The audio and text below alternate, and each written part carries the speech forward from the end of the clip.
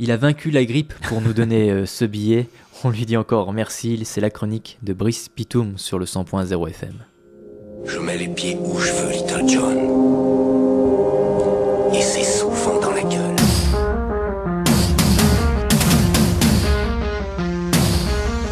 Adrien, sacro-saint sacrificiel, ou sacré accro au sein artificiel, je ne sais plus à force.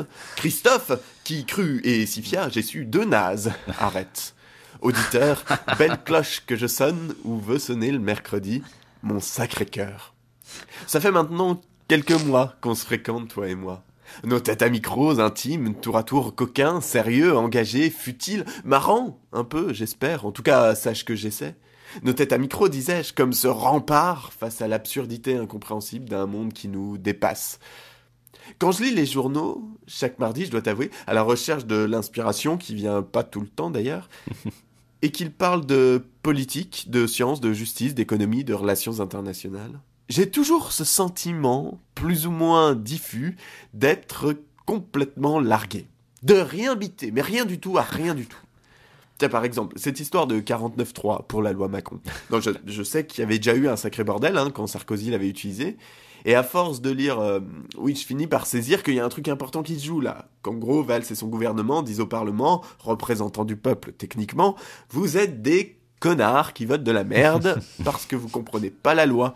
Alors que c'est leur boulot quand même de lire et comprendre les lois qu'ils votent, mais bon. Et que du coup, on va se passer de vos avis. Je dis ça, mais c'est sans critiquer, vraiment, parce que potentiellement, il se peut que ce soit des connards.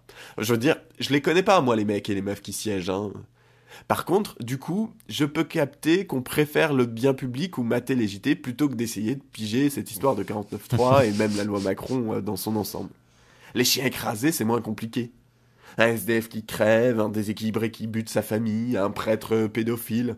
Ça se comprend plutôt bien. Je veux dire, on se fait une image, quoi. Il n'y a pas besoin d'avoir fait l'ENA pour visualiser un type à qui on donne jamais d'argent, claqué sur un bout de trottoir. Pour visualiser soi-même, prendre le gros couteau de la cuisine et le fiche entre les omoplates de la belle doche.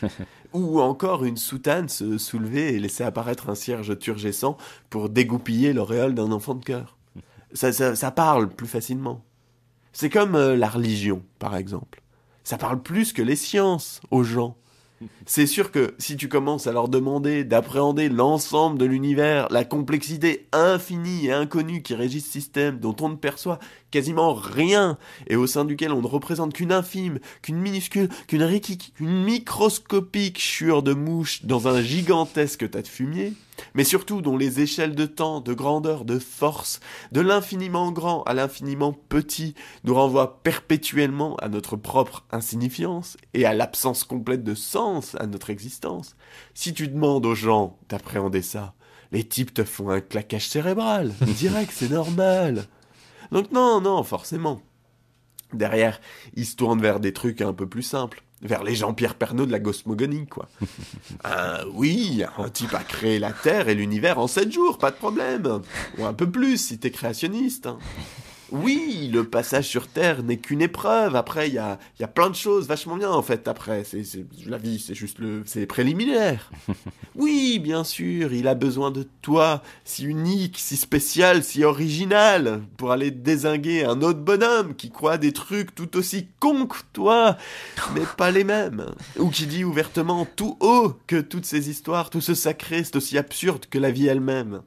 Et à la fin, tu meurs, mais lui, là-haut, lui, il t'attendra, parce que tout tourne autour de toi, bien sûr. Parce qu'un type qui s'occupe de tout, mais surtout qui s'occupe d'eux, c'est vachement plus facile à visualiser. En vrai, bien sûr, j'ai pas de réponse. Je ne crois pas, moi, mais je ne sais pas. Peut-être que Dieu existe, et qu'il a créé l'univers et tout ce qu'il contient. Mais alors dans ce cas-là, l'humanité qui voudrait tant être au centre de son attention n'a pas plus de valeur au final que la fourmi qui s'agrippe fermement sur la tige d'un épi de blé dans un champ qu'on s'apprête à moissonner. Peut-être que Dieu existe, mais honnêtement, si c'est le cas, à notre échelle, je pense vraiment qu'on n'en a rien à foutre. Je mets les pieds où je veux, Little John. Et c'est souvent dans la gueule. Dieu merci, il a vaincu la grippe.